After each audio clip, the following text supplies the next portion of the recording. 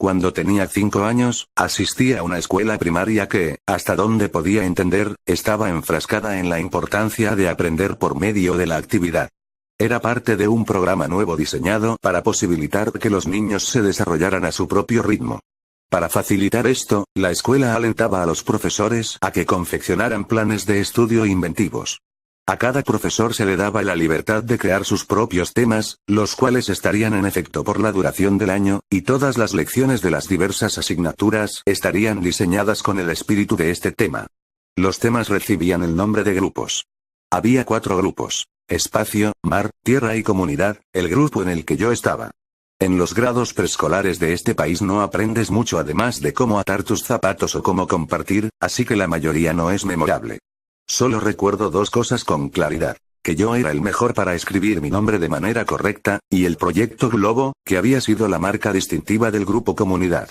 Era una manera lista para mostrar la forma en la que una comunidad funcionaba en un nivel muy básico. Quizá has escuchado de esta actividad. Un viernes al comienzo del año, llegamos al salón y vimos que había un globo inflado con helio atado a cada uno de nuestros escritorios.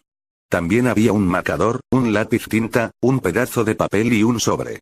El proyecto consistía en escribir una nota, ponerla en el sobre y atarla al globo, sobre el cual podíamos hacer un dibujo si queríamos.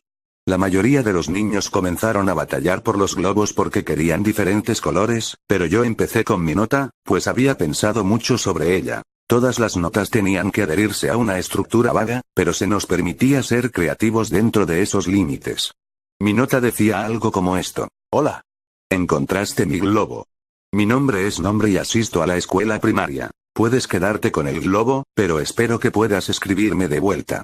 Me gusta Mighty Max, explorar, construir fuertes, nadar y mis amigos. ¿Qué te gusta a ti? Escríbeme pronto. Aquí tienes $1 para el correo. En el dólar, había escrito para las estampillas a lo largo de la parte frontal. Mi mamá pensó que era innecesario, pero yo pensé que era brillante. La maestra tomó una fotografía Polaroid de cada uno de nosotros con nuestros globos y las pusimos en nuestros respectivos sobres junto con la nota. Ella también agregó otra nota, que asumo que era para explicar la naturaleza del proyecto y el agradecimiento a cualquiera que decidiera participar en escribirnos y enviar fotos de su ciudad o vecindario. Esa era toda la idea. Crear un sentido de comunidad sin tener que salir de la escuela, y establecer contacto vigilado con otras personas. Por las siguientes 2 semanas, las cartas empezaron a llegar. La mayoría vino con una fotografía de diferentes puntos de referencia, y cada vez que una carta llegaba, la maestra la fijaba en el gran mapa que utilizábamos para señalar de dónde había llegado la carta y cuánto había viajado el globo. Era una idea muy inteligente, porque en verdad ansiábamos ir a la escuela para ver si habíamos recibido nuestra carta. Durante el curso del año, apartábamos un día a la semana para escribirle a nuestro amigo por correspondencia, o para escribirle al de otro estudiante si nuestra respuesta no había llegado. La mía fue una de las últimas en llegar. Ese día, entré al salón y miré a mi escritorio, pero una vez más no vi ninguna carta esperándome. Tan pronto como me fui a sentar, la maestra se me acercó y me entregó un sobre. Debí haberme visto muy emocionado, porque cuando estaba a punto de abrirlo, ella puso su mano en la mía para detenerme y decir: por favor, no te pongas triste. No entendía a qué se refería. ¿Por qué estaría triste ahora que mi carta había llegado? Inicialmente, me encontraba desconcertado de que ella siquiera supiera lo que había en el sobre, pero ahora sé que los maestros, obviamente, veían el contenido para asegurarse de que no hubiera nada inapropiado. Cuando abrí el sobre, supe a qué se refería. No había ninguna carta. Lo único que tenía el sobre era una Polaroid, pero no supe discernir lo que era. Se veía como una porción de postre, pero estaba muy borrosa como para estar seguro, parecía que la cámara había sido movida mientras la fotografía se tomaba. No tenía dirección del remitente, así que no podía escribirle incluso si hubiera querido. Me sentía descorazonado. El año escolar transcurrió y las cartas dejaron de llegar para casi todos los estudiantes. Después de todo, solo puedes continuar una correspondencia escrita con un estudiante preescolar hasta cierto punto. Todos, conmigo incluido, habíamos perdido el interés en las cartas. Entonces recibí otro sobre. Mi emoción se rejuveneció, y me deleité en el hecho de que me seguían enviando cartas cuando la mayoría de los demás amigos por correspondencia habían abandonado su participación. Tuvo sentido que recibiera otra entrega, no hubo nada más que una imagen borrosa en la primera, así que esto probablemente era para compensarlo. Pero, de nuevo, no hubo ninguna carta. Solo otra imagen. Esta era un poco más distinguible, pero aún no la entendía. El ángulo de la fotografía apuntaba hasta lo más alto, atrapando la esquina superior de un edificio, y el resto de la imagen estaba distorsionada por el fulgor del lente debido al sol. Dado que los globos no viajaron muy lejos, y dado que todos fueron lanzados el mismo día, el mapa se había abarrotado un poco. La política para los estudiantes que aún estaban intercambiando cartas era que podían llevarse las fotografías a casa.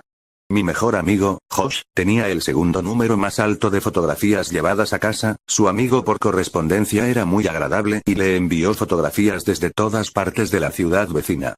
Creo que Josh se llevó 4 fotografías a casa. Yo me llevé casi 50. Después de un tiempo, dejamos de ver mis fotografías.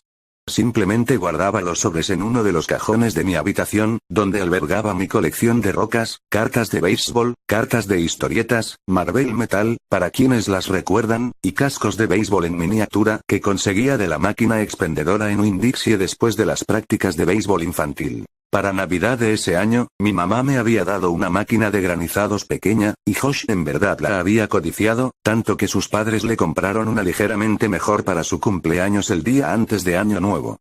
El verano siguiente, tuvimos la idea de que crearíamos una tienda de granizados para hacer dinero. Pensábamos que haríamos una fortuna vendiendo los granizados a $1.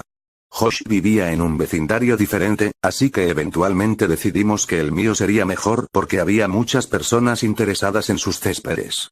Los jardines en mi vecindario eran más grandes.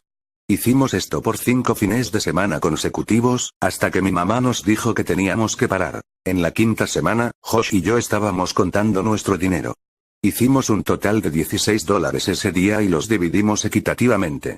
Cuando Josh me pasó mi $5, un sentimiento de sorpresa profunda me consumió. El dólar decía para las estampillas. Josh notó mi impresión y me preguntó si había contado mal. Le relaté la historia del dólar, y él hizo un comentario sobre lo genial que era.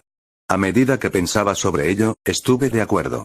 Me inundó la idea de que el dólar había vuelto a mí después de haber cambiado tantas manos. Le dije a Josh que tenía que mostrarle algo.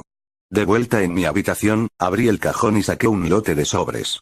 Comencé con la primera fotografía, e inspeccionamos unas 10 hasta que Josh perdió el interés y me preguntó si quería ir a jugar en la fosa, una fosa de tierra calle abajo, antes de que su mamá lo viniera a recoger, así que eso fue lo que hicimos. Tuvimos una guerra de barro por un tiempo, pero fui interrumpido muchas veces por el crujido de los arbustos a nuestro alrededor. Había mapaches y gatos callejeros que vivían ahí, pero esto estaba haciendo un poco más de ruido, e intercambiamos teorías de lo que podría ser en un intento por asustarnos mutuamente. Mi última conjetura fue que era una momia, pero al final Josh siguió insistiendo con que era un robot por los sonidos que escuchábamos. Antes de irnos, se puso un poco serio y fijó sus ojos en los míos. ¿Tú también lo escuchaste, no? Sonó como un robot. ¿Lo escuchaste, verdad? Lo había escuchado, y puesto que sonó mecánico, concordé en que probablemente era un robot. Es hasta ahora que entiendo qué fue lo que escuchamos. Cuando regresamos, la mamá de Josh nos estaba esperando junto a mi mamá en la mesa de la...